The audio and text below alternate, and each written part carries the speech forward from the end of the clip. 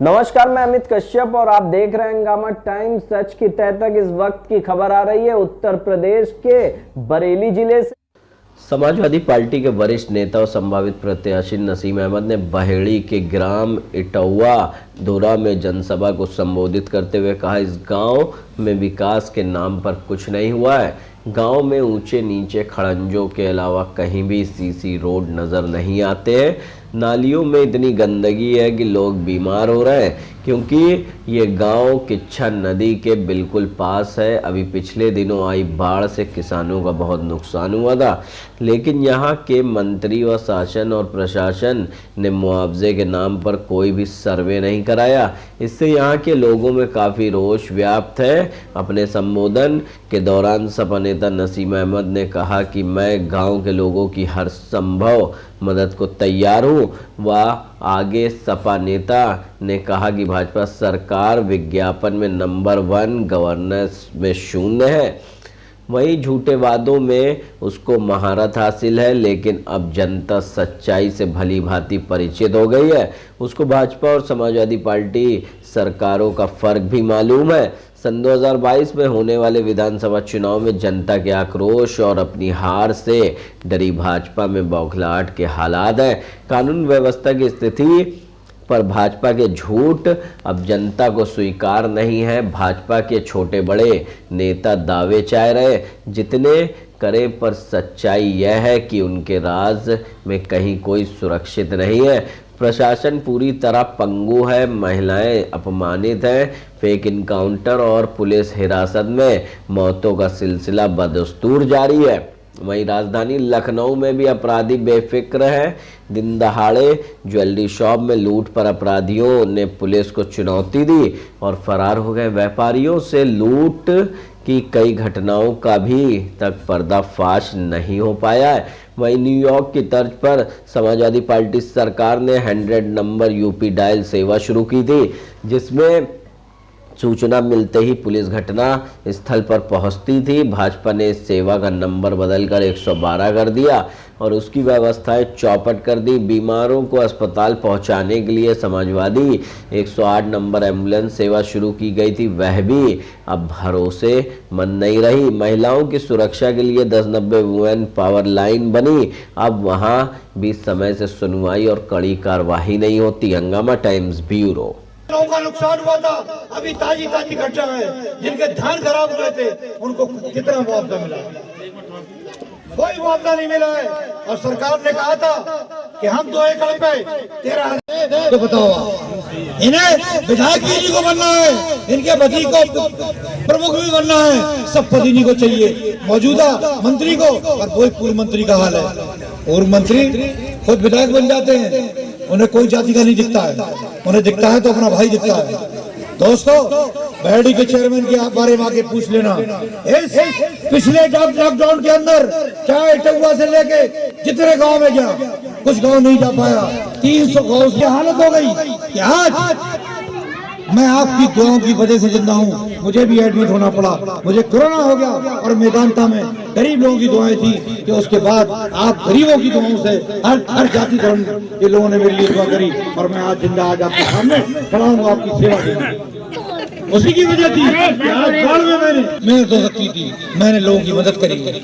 आज लोग धर्म और जाति के नाम पर बांटना चाहते हैं। दोस्तों, हमारे योगी जी, हम इनसे पूछना चाहते हैं कि हमारे यहाँ के समाज के लोगों को, हिंदू समाज के लोगों को, मुसलमान समाज के लोगों को खेती बाड़ी में भरा नहीं हो रहा। हमें खाद इतनी महंगी हो गई है, डीजल पेट्रोल इतना महंगा हो गया और न्यूनतम रूट भी मिल नहीं रहा। 1500-1600 रुपए में हमारा धान बिक रहा है। तो हमारा केवल यही निवेदन है कि आप 2 करोड़ का जो आपने वादा करा था उसको पूरा करो, लेकिन आप उसमें भी झूठे साबित हुए। आपने कहा था कि विजय माल्या जो भाग गया है, भगाया गया था आप ही के जरिए, बेल चौकसी, नीरव मोदी, इतने लोग भाग गए। कहते हम तब वोट देना जब तक इन्हें हम ले नहीं आए विदेश से, और इनके जो पैसा जब्त होगा उसके पैसे से हर गांव के अंदर किसान के खाते में 15-15 लाख रुपए डाला जाएगा। किसी खाते 15 लाख रुपए है? समाजवादी पार्टी, मुलायम सिंह यादव, मुलायम सिंह यादव, अखिलेश यादव, अखिलेश यादव, नसीम अहमद, किसान विरोधी ये सरकार। रोजगार विरोधी ये सरकार नहीं चलेगी। रोजगार विरोधी ये सरकार नहीं चलेगी। हमारा नेता कैसा हो, हमारा नेता कैसा हो। देखिए, जो इटौवा के अंदर मैं 5 साल पहले भी आया था और इटौवा में आज भी जो यहाँ के रोड हैं वो जर्जर हालत है और यहाँ पानी की व्यवस्था सही नहीं है। नालियों में से पानी ओवरफ्लो हो रहा है जिससे बीमारियाँ फैलने की पूरी संभावना है। और हालत यह है कि बहेड़ी जो मेन शहर है उससे बहुत करीब है, उसके बावजूद भी यहाँ किसी नेता की नज़र केवल वादे और वादे, बड़े से वादे, मौजूदा मंत्री हों चाहे पूर्व मंत्री हों, उन्होंने इतने वादे इनके से करके 20 साल से लगातार धोखे देके वोट लेते रहे। लेकिन इस बार जनता के मन में बिल्कुल साफ दिख रहा है कि ये लोग अपना न्यूनतम रेट चाहते हैं, जो इन्हें जो पिछले बार ख़ास तरीके से जो धान की फसल में मिलना चाहिए था, आगे भी चाहे वो गन्ने की फसल हो, जो सरकार न्यूनतम मूल्य तय करे उसमें बिचौलियों का हाथ नहीं होना चाहिए, क्योंकि बिचौलिया या खुद नहीं यहाँ के मौजूदा विधायक हैं और यहाँ जो इन्हें गल्ला मिल रहा है वो भी कम मिल रहा है, उसके अंदर भी मौजूदा मंत्री का हाथ है। मैं सिर्फ इनकी तरफ से यही कहना चाहता हूँ कि आज गांव के लोगों ने बताया है कि हकीकत है कि यहाँ बेरोजगारी बहुत ज़्यादा है, बच्चे पढ़ लिखने के बाद उनको नौकरी नहीं मिल पा रही है और इससे इस गांव में जो है तरक्की के रास्ते रुक गए हैं। और हम लोगों ने इनसे वादा करा है कि हकीकत ये है, जैसे अखिलेश यादव जी की सरकार में पिछले बार बच्चों को लैपटॉप दिया गया था और लोगों की जो ख़ास तरीके से 100 नंबर 108 नंबर एम्बुलेंस के ज़रिए लोगों की मदद की थी।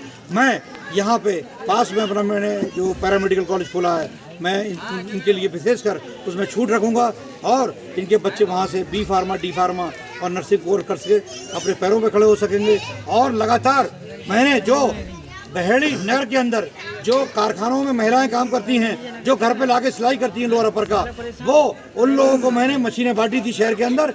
मैं आज इटौवा भी कह के जाता हूँ कि यहाँ की एक एक जो गरीब महिला है और एक एक विधवा महिला है उसको मशीन दूंगा, जिससे कि वो अपने पैरों पे खड़े हो सकेगी और अपने परिवार को अच्छी तरीके से चला सकेगी, जिससे कि गांव की तरक्की होगी और गांव में लोगों की इनकम बढ़ेगी। और साथ में इन लोगों के रोजगार के लिए सरकार जो है जो कौशल विकास योजना है, माननीय अखिलेश यादव ने शुरुआत की थी, इस योजना को और तेज़ी से लागू किया जाएगा। और सबसे बड़ी जो चिंता है हमें, जो आज देश के अंदर जो नफरत और हमें भाई भाई को लड़ा जा रहा है, इसको हम लोग ख़त्म करके रहेंगे। और अब इस बार ये मैसेज देंगे, हम विकास के नाम पे वोट देंगे और धर्म और जाति के नाम पे वोट नहीं देंगे। ये यहाँ के इटौवा के गांव के लोगों का कहना है। अभी मुझे बताया गया है कि यहाँ का जो सरकारी स्कूल है वहाँ पे कोई टीचर नहीं आता है, कोई पढ़ाई नहीं हो रही है, जिससे कि छोटे बच्चों की पढ़ाई प्रभावित हो रही है। इस संबंध में हम लोग उप जिलाधिकारी को कंप्लेंट करेंगे और ज़रूरत पड़ेगी तो हम धरना भी देंगे और ईंट से ईंट बजा के रहेंगे अगर इसके स्कूल के अंदर अगर पढ़ाई शुरू होगी।